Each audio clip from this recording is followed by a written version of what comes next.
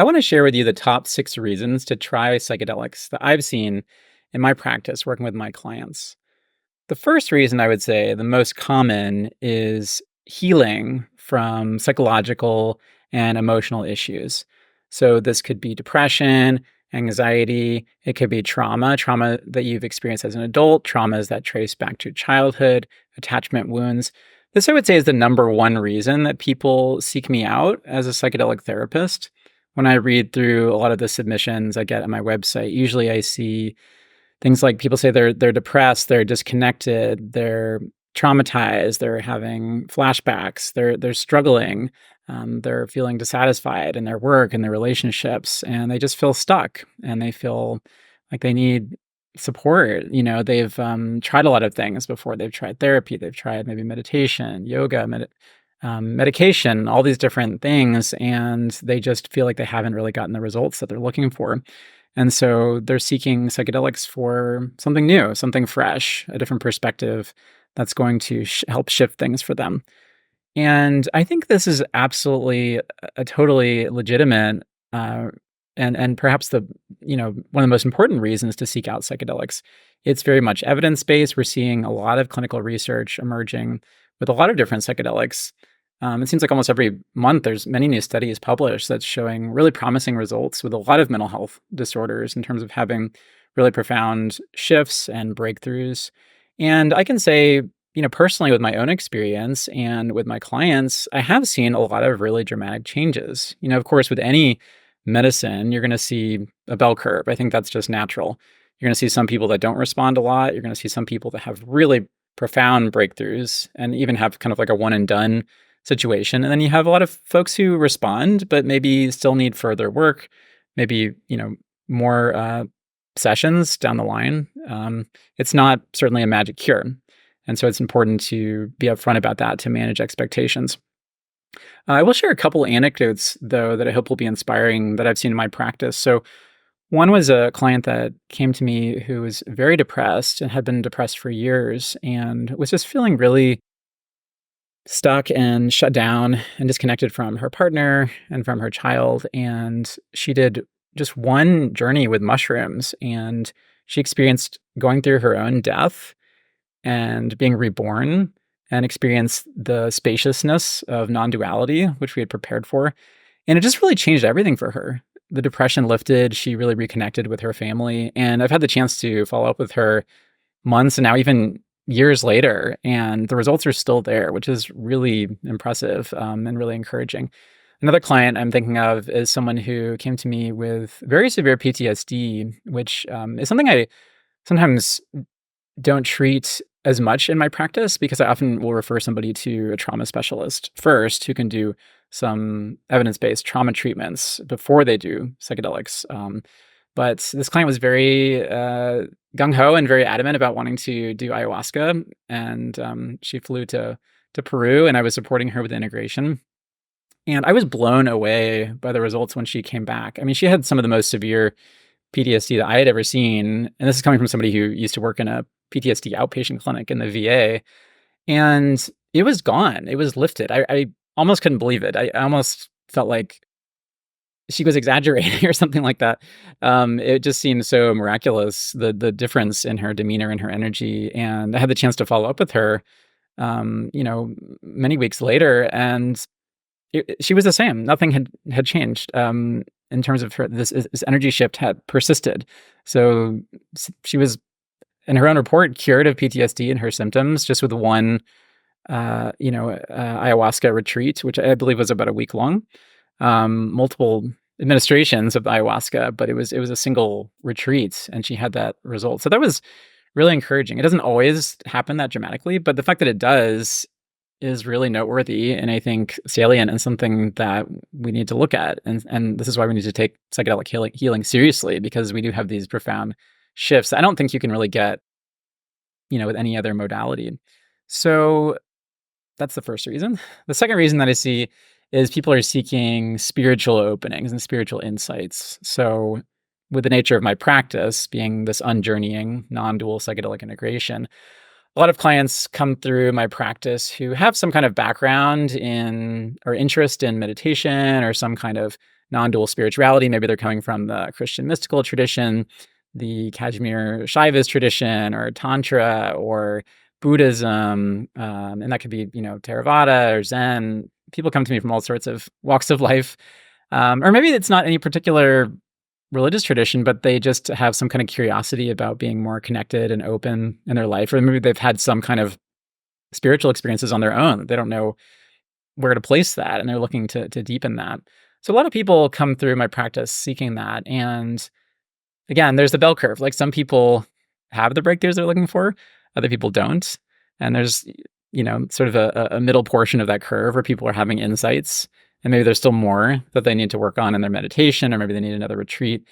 I just led a group retreat recently where I was serving this woman who I've known for years, and she came to the retreat really plagued by a lot of uncertainty in her life, just a lot of rumination about what should I do with the rest of my life, and what's most important to me, and should I do this, should I do that? How do I know what to do on a day-to-day basis? Just feeling really stuck with this kind of sense of dilemmas that were really plaguing her. And we did some work with combining meditation and this unjourneying approach. So meditating with the psychedelic, and she was working with NN-DMT and also a mixture of NN-DMT and a little bit of 5-MeO. This is in a vaporized format.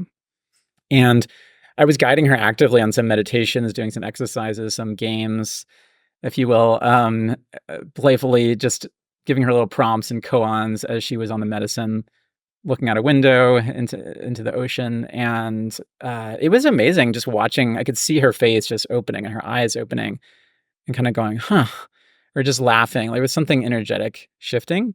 And we had a chance to unpack the next day, the next morning, and then a couple weeks later, and she was saying, yeah, all of that rumination, all of those loops, it's just gone. It's just gone. I'm just not worried about that anymore. Everything's just happening as it is, and I don't feel like I have control over it, and I'm just flowing with it. And so that's a pretty exciting result to see somebody have that kind of breakthrough in the course of just one retreat. So I really wanted to share that in terms of spiritual insight that can occur.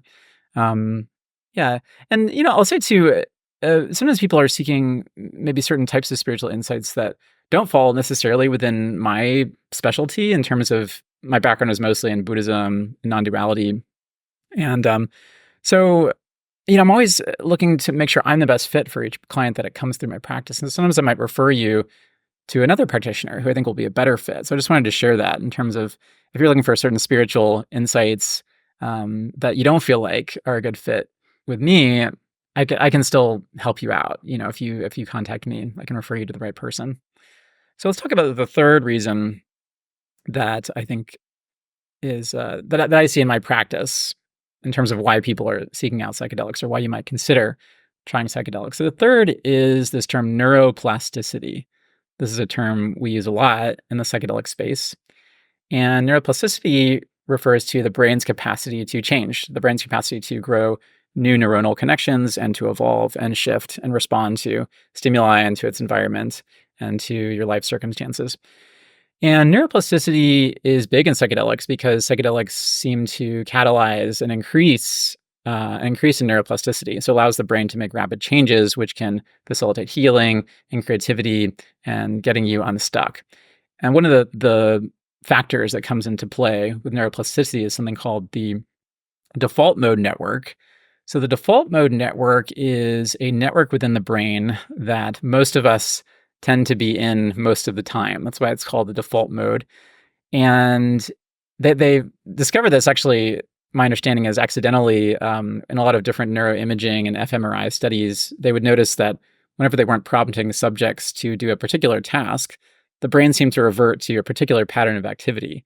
And that was just the default. And so they would ask people, what's going on? What are you doing right now?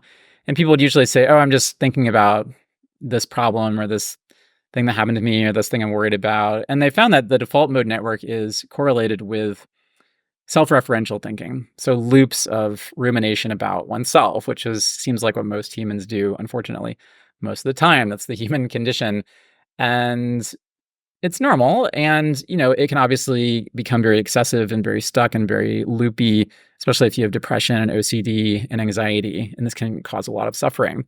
And one of the things that psychedelics can do is temporarily diminish the default mode network activity. This actually happens in real time. You can see this, and increase neuronal connections to other parts of the brain. So parts of the brain that usually aren't able to talk to each other are able to flow and connect. And so this allows for a wrench to be thrown into that loop and allows for shifting and change and new perspectives. And so it really helps people break out of OCD or depressive loops to have more connection, or just to have more creativity. Maybe people are stuck in a certain way on a project, and you have writer's block or something like that, and it just helps loosen things up.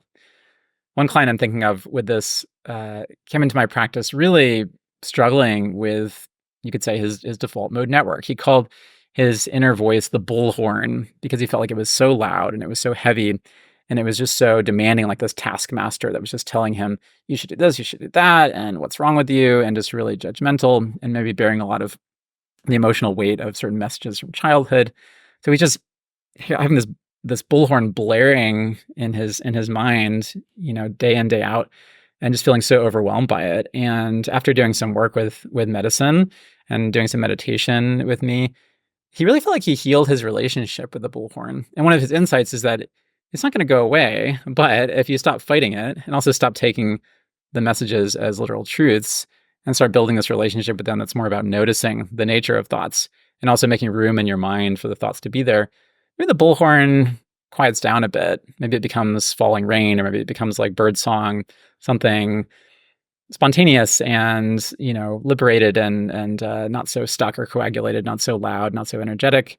Still there, still part of your experience, but more free flowing. And so he's just had a lot of relief from the bullhorn. That's not how he thinks of it anymore. All right, let's get to number 4. So the fourth reason that I see in my practice that people seek out psychedelics is simply curiosity about consciousness. Consciousness is perhaps one of the biggest mysteries of our universe. Nobody understands how it works. We have subjective conscious experience, but nobody knows how the brain produces consciousness. That would be the hard problem of consciousness. And some people might propose alternate theories. Maybe it's not the brain. There are all sorts of theories about consciousness, panpsychism, and you can go down that rabbit hole of how consciousness is even arising. Is it somehow a fundamental property of the universe? Nobody knows. Nobody has resolved these issues. But people are curious to see, when they try psychedelics, how their consciousness shifts and opens up, and different emergent properties they might interface with, or perhaps just different experiences within their field of consciousness that they didn't know could exist. And they're just curious to open those doorways and maybe meet entities or go into different dimensions or fractals or all sorts of things, parallel universes, seeing what your consciousness, what your mind can generate.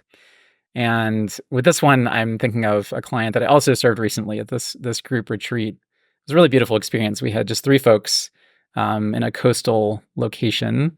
And so we had this beautiful house looking out over the ocean, seeing the crashing waves as we were meditating and doing medicine. And this client was just really playing and surfing through a lot of different states with different medicines, NN-DMT, 5-MeO-DMT, salvia divinorum, combining 5-MeO and NN-DMT. And at one point, he paused and said, "This is so beautiful. This feels like bespoke consciousness. I feel like I'm able to go exactly where I want to go with these medicines and explore these different realms or these different states, and having a little bit of this, a little bit of that." And so it's almost like he was becoming this kind of mixologist or something of his state of consciousness, and just really enjoying, and with curiosity and with a certain vivacity and engagement, just seeing what his mind could produce, what could unfold with these different medicines. So 2 left. We have now reason number 5 of why to try psychedelics. And this one is connection. So connection is a theme that I've already talked about. Connection comes up a lot in psychedelics, and this could mean connection in the brain, neurologically, right? Different parts of the brain connecting, neurons connecting. It can also mean connection with nature, connection with spirituality, connection with God, whoever that is for you, connection with loved ones. And Yeah, the client that I wanna lift up and recount to you this anecdote, with connection is one more person who was on this retreat. This is just really fresh for me and alive for me, this retreat, because it happened really recently. So these are the people I have in my heart right now. And yeah, his journey, he had a really strong fundamentalist religious upbringing, and at some point just had a lot of doubts about it and felt really disconnected from his family and from that tradition. He was also really struggling in his relationship with his husband. And he came to the medicine, especially 5-MeO DMT, ended up being his favorite medicine to work with. And it really helped him open up and, in a way, explore and start to doubt and critique a lot of these beliefs that he'd been raised in childhood. And at first, that was really challenging for him to kind of let go of this belief system.